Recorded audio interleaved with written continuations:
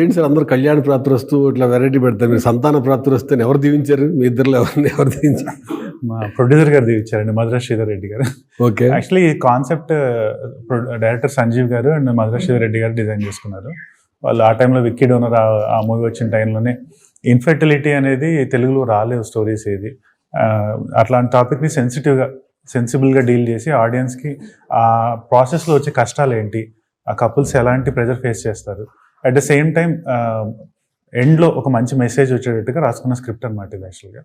So first time నేను విన్నప్పుడు నాకు నచ్చింది, అండ్ పేరు కూడా నచ్చింది. సంతాన ప్రాప్తిరస్తు అనగానే ఒక మంచి నేటివ్ తెలుగు టైటిల్. అంటే మంచి ఎక్కువ ఇంగ్లీష్ టైటిల్స్ ఎక్కువైపోతున్నాయి, తెలుగు పెట్టినా కూడా ఓన్లీ ఒక సింగిల్ చిన్న లెటర్ పెట్టండి, చిన్న వర్డ్స్ అలాగే ఉన్నాయి అనమాట. అలాంటిది ఒక మంచి తెలుగు అచ్చ తెలుగు టైటిల్ అనేది బాగా నచ్చింది, ఆడియన్స్లో కూడా బాగా వెళ్తుంది అనిపించింది ఈ టైటిల్. అంటే మీరు సాఫ్ట్వేర్ నుంచి వచ్చారు కాబట్టి రియలిస్టిక్ లైఫ్లో మీరు ఆల్రెడీ సాఫ్ట్వేర్ ఉద్యోగిస్తారు కాబట్టి ఈ సినిమాలో కూడా అదే ప్రొఫెషన్ జాబ్ చేశారు కాబట్టి ఏదో సింక్ అయింది మీకు ఎక్కడన్నా? బాగా సింక్ అయిందండి. అంటే సాఫ్ట్వేర్ ఇంజనీరింగ్లో జరిగే అన్హెల్తీ లైఫ్ స్టైల్ అనేది నేను బాగా ఫేస్ చేశాను నేనే. అంటే మనం మార్నింగ్ నుంచి ఈవినింగ్ వరకు డెస్క్ దగ్గరే ఉంటాం, ఒకసారి నైట్ కూడా మళ్ళీ లాగిన్ అవ్వాలి, యూఎస్లో క్లయింట్స్ ఉంటారు.